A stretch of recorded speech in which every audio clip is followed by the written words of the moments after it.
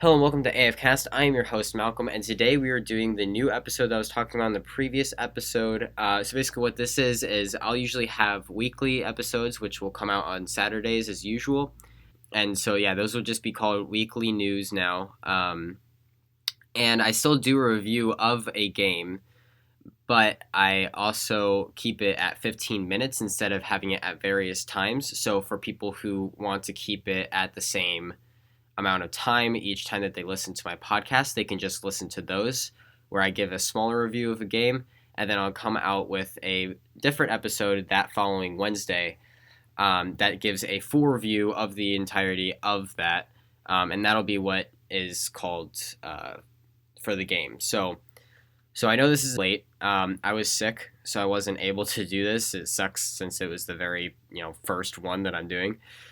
But yeah, let's just jump right into it. So this is Shadow of the Tomb Raider for those of you who weren't on weekly news. And so essentially this is the last game of a trilogy following Tomb Raider trilogy, which first one was Tomb Raider, second one was Rise of the Tomb Raider, and then this one's the last one, like I just said.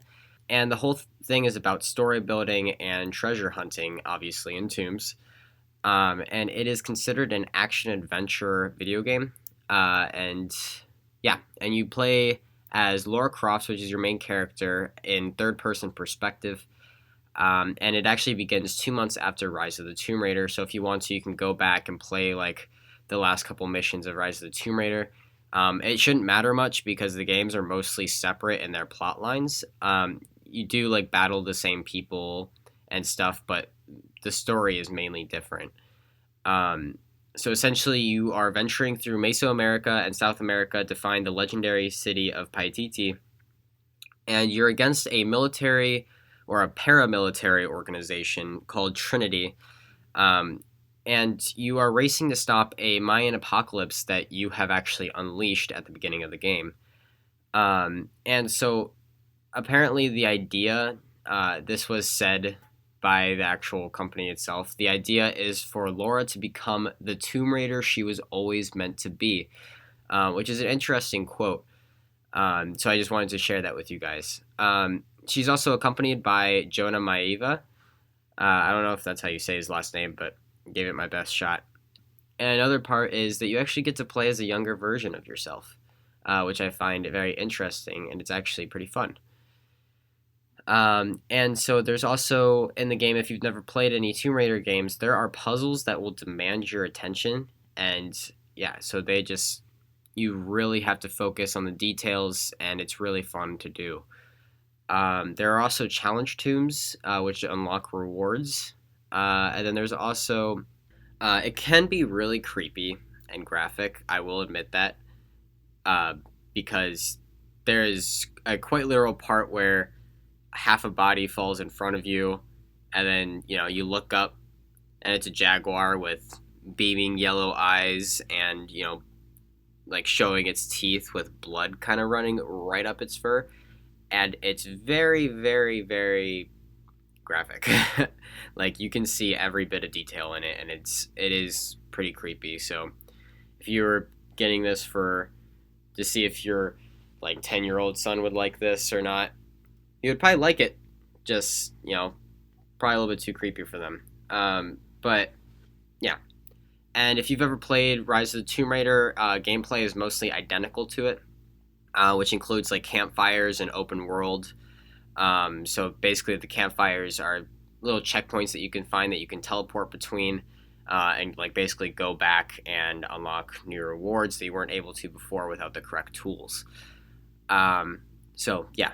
And also, you are able to upgrade your weapons that you either find or create, and you have an upgrade branch for your character that has your different skills and stuff. So there's 3 different branches, and they just allow you to do different kinds of combat, different, like breathing underwater, just anything like that, or even just like reading ancient stuff. Like it gets into specifics as well, if you want to look it up at all. You can also collect resources like animals or plants, so you can hunt, and also like these plants will give you certain things, like they'll make you have like special vision that allow you to see other plants or animals, so that way you can like fight people easier if you're. It's basically like it basically highlights everything around you that you need to know about, you need to be aware about. And there's another one where it's like health. There's another one where it's resistance. So it's just a bunch of stuff like that for plants. And then animals is mostly just to collect resources in order to craft other things. Which leads into my next point, that you actually can craft things in this game, which is very interesting and fun because you can collect. Well, for one thing, you have to craft your own arrows if you're going to use a bow and arrow, which is fairly interesting. And you can actually craft different kinds of arrows as you progress through the game.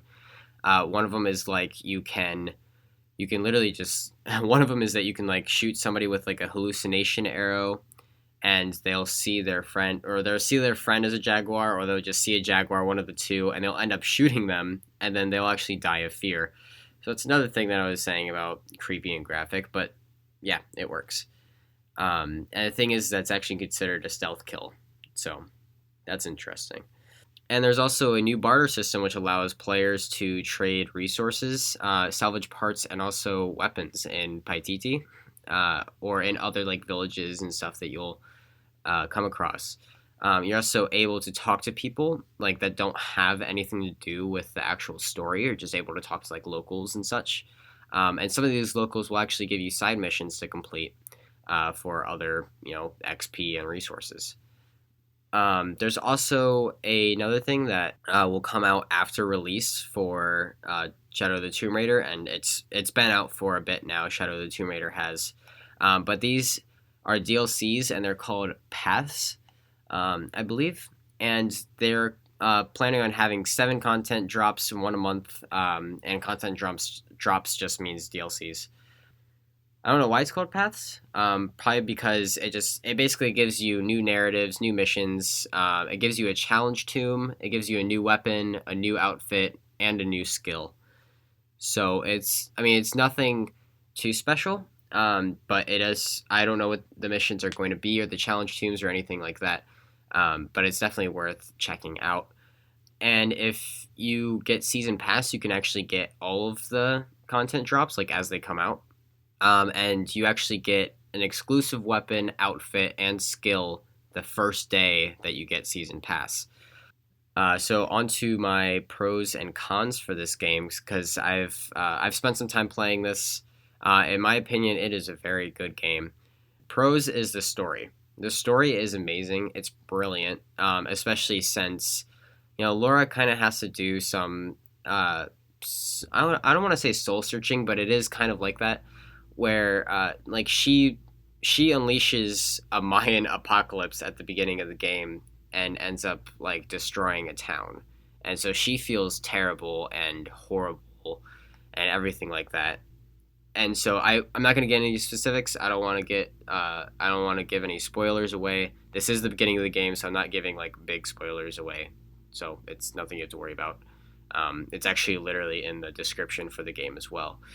And you actually get to play as Lara Croft as a kid, like I mentioned earlier, which I find that really interesting and fun, because from what I remember, you don't really get to do that in any of the other Tomb Raider games. I could just be remembering wrong because I haven't played them in a very long time.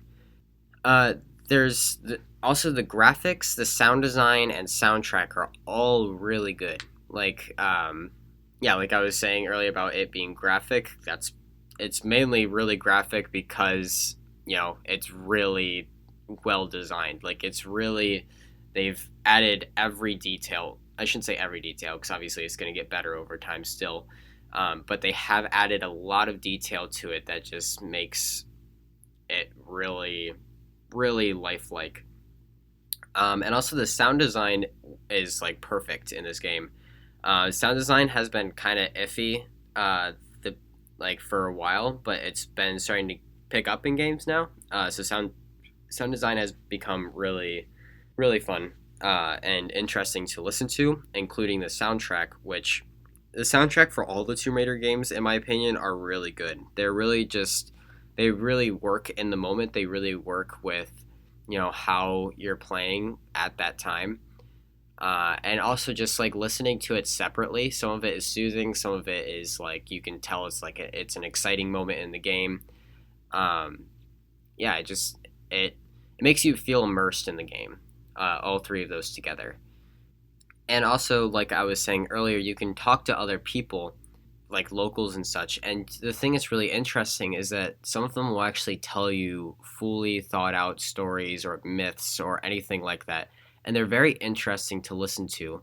I don't know if it's the true culture of, I forget where this is, but I wonder if it might be the true culture of like Paititi or anything like that. I don't know if any of this is actually real or not.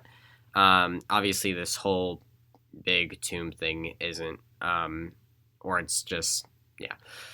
Anyway, it's very nice to listen to, and it's very interesting because a lot of these people, they talk in different ways and they have their own opinions, and like some of these people are even outcasts, and so they tell you the reason why they're outcasted, and it's actually fairly interesting to listen to, and because most of them were unfairly casted out, like protecting someone or something.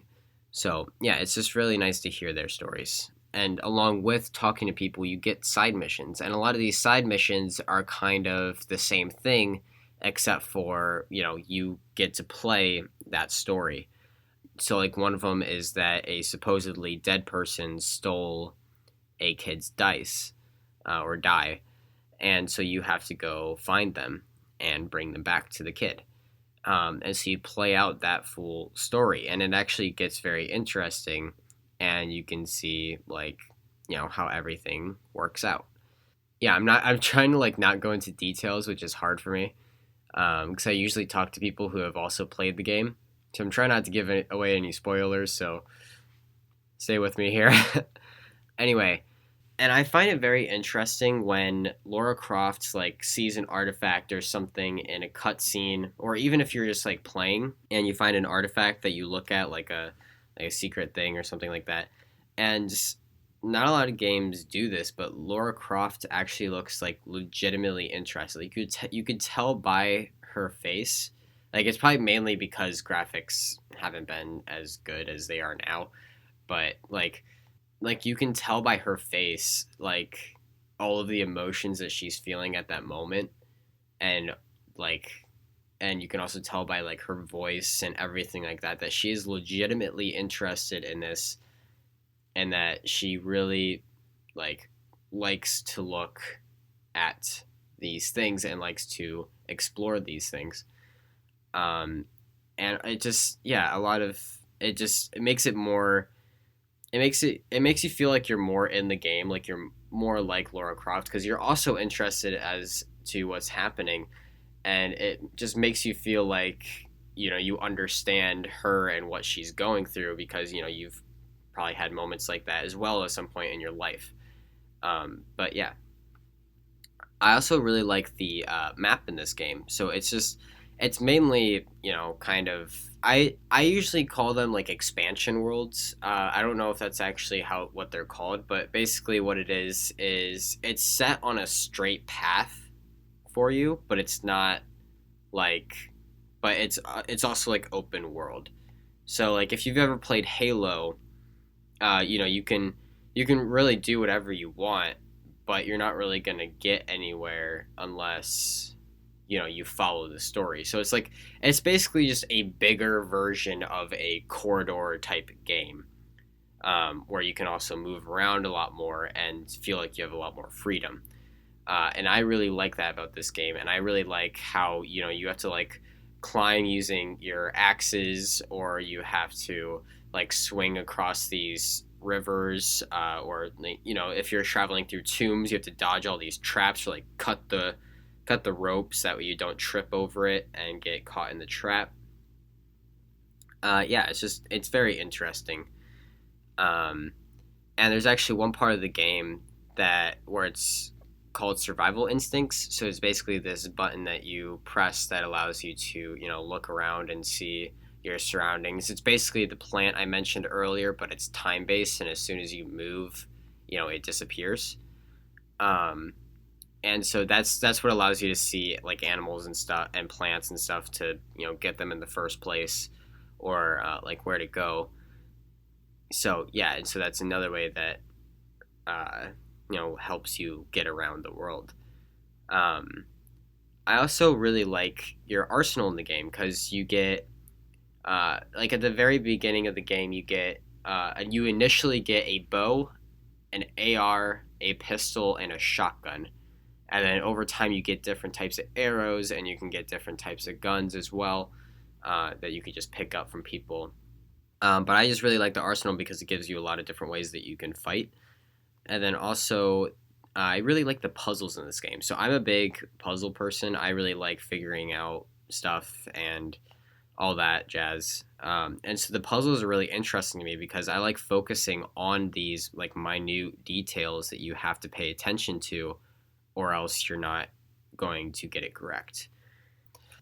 I also like that you can craft on the move. Not a lot of games have this. More games I've seen now that have like bows and arrows mostly. I've seen like Horizon Zero Dawn has it now. But yeah, you can craft like different arrows while you're on the move to help you in combat. I mean, I know you kind of have to because if you run out, then you're screwed. But still, I find it interesting, and I really like it. And I also really like the challenge tombs. It's fun to go through. It's basically just like a mini mission that you have to do, and you get to do all of this traversing around in this like cave or cliff or anything like that, and get this reward at the end, and also anything on the way. The challenge tombs are a really nice touch because you're able to get around, and same thing with like documents or like relics, I think is what they're called, that you can find in the game, or even like monuments that you can like read, like with which has like Mayan dialect on it or whatever other dialect that there is in the game. I I really don't know. So some cons I have about this game is that I mentioned survival instinct earlier, and honestly, it feels like I use it too much. Like I know you can use the perception plants as well, but like at the beginning of the game, you're using survival instinct way too much. Like it feels like I'm constantly pressing it, and at the same time, like there's this weird thing with me where for some reason I have to save everything, so I don't always use the perception plants, and so I always have to press the survival instinct button. So that part is a little bit my fault, but at the same time, at the very beginning of the game, it's really annoying having to constantly be pressing survival instinct, or if you're like in combat, uh, you're not always going to use perception plants like in the moment. It also feels like it could be repetitive because there's this one thing that you do that's I'm pretty sure is new to the Tomb Raider series where you climb through this like really tight, basically just any rocks or anything like that. Sometimes you do it underwater, sometimes you don't do it underwater. But it's basically this really tight space so you have to like kind of crawl in a vertical line through. And the thing is that they do that like 5 times, and I'm like, how often are you going to do that? In like, if you're actually doing this right now, like maybe I can understand scaling a cliff and everything like that, but there's a couple of things like that where it's repetitive. You do it over and over and over again, and there's some parts where I understand it because it's for like there's this one part where you have to complete these tasks in order to prove yourself, or something like that. And so that part makes sense for it being repetitive because it's like an actual challenge that was built by people. But then there's the parts where it's just like nature happening that you have to get through. Um, but I don't know. That could just be me. But it does feel pretty repetitive sometimes. And also, along with like traversing and stuff, jumping is just kind of dumb in my opinion. Like, I feel like I can't make half of the jumps. No, no, no, no, no, not half. Like 80% of the jumps I make in Tomb Raider, I feel like could not be possible unless you were extremely strong and limber and knew exactly what you were doing, because it's very, very unrealistic looking. Like, I can understand some games like Uncharted where it's like, it's like it kind of can look a bit off sometimes, but like in Tomb Raider, you jump way too far. You go way too far for everything. And so yeah, it just doesn't seem realistic, and it's not like a big con, but it's kind of like I'm never sure if I can make the jump or not. And sometimes when I think I can make a jump because I've seen all these big jumps that my character does, but then I'll fall in a pit because my character actually can't make that jump. So it's kind of confusing for me, but I don't know, could just be me. I also don't like how, so like about halfway through the game you come across these creatures, and before then they were kind of building up this creature as like this extremely dangerous creature that was like taking people out and nobody could kill it or understand what it was. When they actually showed what it was like an entire species of them, whereas before when it was building it up it was just one thing taking down an entire camp or something like that. And so when we first come across it as the actual Tomb Raider character, it seems like these species should be a lot harder to kill. Like, yeah, it just seems like they should be a lot harder to kill because of how much damage they have done. And then all of a sudden you're fighting like 10 at once, and it's like really easy to do because all you have to do is take out a shotgun and just spray around until all of them are dead. And so like that doesn't seem really fair to me. Like it doesn't seem like it seemed like the buildup was for nothing. Like if they didn't have the buildup, then I'd understand. But that buildup where it was one thing taking on like all of these different things, where you'd only see like one at a time scurrying past you, and then all of a sudden there was this entire group that was after you, and it's like this huge race of them, and it just seems way too. It seemed like their buildup made it seem like it was going to be something completely different. Like I thought it was going to be a boss. I thought it was going to be one creature, that was going to be like a boss at the end of the game or something like that, or that you would slowly fight over time. But no, it was like this entire thing. Yeah, I don't know. It just seemed poorly executed to me. So I don't know if you guys agree or not. Once again, these are my opinions, so don't take these to heart. But also, I would say that a lot of the narration was kind of throwaway. It was, it was, a lot of it was kind of dumb. I mean, I know they have to get the point across and stuff like that, but a lot of it just wasn't really there, I guess, is one way to put it. Like, it didn't feel like it was necessary. It didn't feel like they really needed it to be there, which is why I was calling it throwaway, which is actually a common term when it comes to bad narration in video games. And another thing that I didn't like about it was that it's like the combat was not very good. I mean, this is like reoccurring in a lot of these action adventure type games, because like a lot of it is like you'll be a huge bullet sponge. Like you'll get shot like 50 times, and all you have to do is eat a plant, and then all of a sudden you're revived, or you need to hide behind cover and you're revived. So I usually like playing on like the hardest difficulty because it feels like I'm actually in better combat and stuff like that. And also, I've never really noticed, like, I've never really paid attention to the achievements in games whenever I'm doing a pros or cons list, to like a friend or even for this podcast so far. But my friend mentioned it, and they were like, because there's a new system right now, and not new, it's been out for a while now, but PlayStation basically pays you to, like pays you for trophies that you get. So like you can get $10 for 1,000 points, and each trophy is worth a different amount of point. Except for a bronze trophy is worth 0 points. And the thing that's annoying about that is that a lot of the achievements in Tomb Raider, there was like one gold trophy and like 3 silver trophies and then a platinum trophy, obviously, for completing the game. Some of the achievements that were in there, like I felt like all the silvers were meant to be golds, and then some of the bronze were meant to be gold, and then a lot of the bronze were meant to be silver.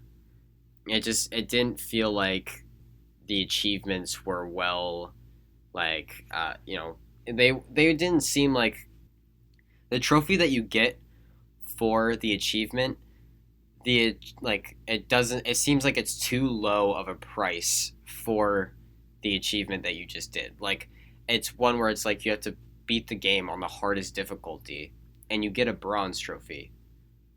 That to me is a gold trophy because it usually is in games, but with this new system that has come out on PlayStation, a lot of companies have now been making a lot of bronze instead of making them silver and gold, which annoys me. I mean, it's understandable, sort of, but it annoys me. So I never really thought about that, so props to my friend for that. So yeah. And also, it just, this game, this is also another thing that's common in a lot of action adventure games. She just seems too lucky. Like, honestly, like, I know that's what makes you compelled to play the game, like one of the many things that keeps you interested in playing the game. But like, there are multiple moments in every Tomb Raider game where like you're like in this one you're in an oil refinery and you're being chased after by an APC shooting highly explosive stuff that you're climbing and you don't die. Like, it's an APC. I mean, it will kill anybody in like one shot. So either this paramilitary organization is like the worst trained, highly profited paramilitary organization ever in anything. Like, it seems like she's way too lucky with anything, or even how like nature happens, and so it doesn't. I feel like they can't live up to that whole, you know, become the Tomb Raider that she was always meant to be if all of it is just luck. It doesn't seem to correspond to me. So it doesn't seem correct. It doesn't seem like I like the fact that she's lucky. I think it adds something to the story. But at the same time, you can't become this Tomb Raider that you're meant to be if all of it is just luck. So yeah, that's my con list. I don't know if you guys agree or disagree with either my pros or my cons, but my official opinion and take on the game is that it is a thrilling game. It is amazing, beautiful, it's brilliant. It was designed in a very smart way, and it's the best in the rebooted trilogy. So Tomb Raider, Rise of the Tomb Raider, and Shadow of the Tomb Raider. Anyway, term of the day is tank. And so, for those of you who don't know what tank means, tanking usually means you basically just have a bunch of armor or something like that, and you're just a bullet sponge. You just take in a bunch of bullets, or you take a lot of damage in. Like, my friend and I, we play the Division, and he usually has these guns that do a lot of damage, and then I usually kind of just stand in front of him taking in all the damage while I'm also outputting some, because he's not a tank. He has very little health and everything like that. And then I have very high health, but I also don't do as much damage, so we kind of correspond with each other. Anyway, yeah, so that's what tank means. And if you are playing like something like Battlefield 1, somebody's probably actually talking about a tank. So try to not only take tank in games figuratively in that sense. It depends on what game you're playing. Anyway, that is it for today. Game on.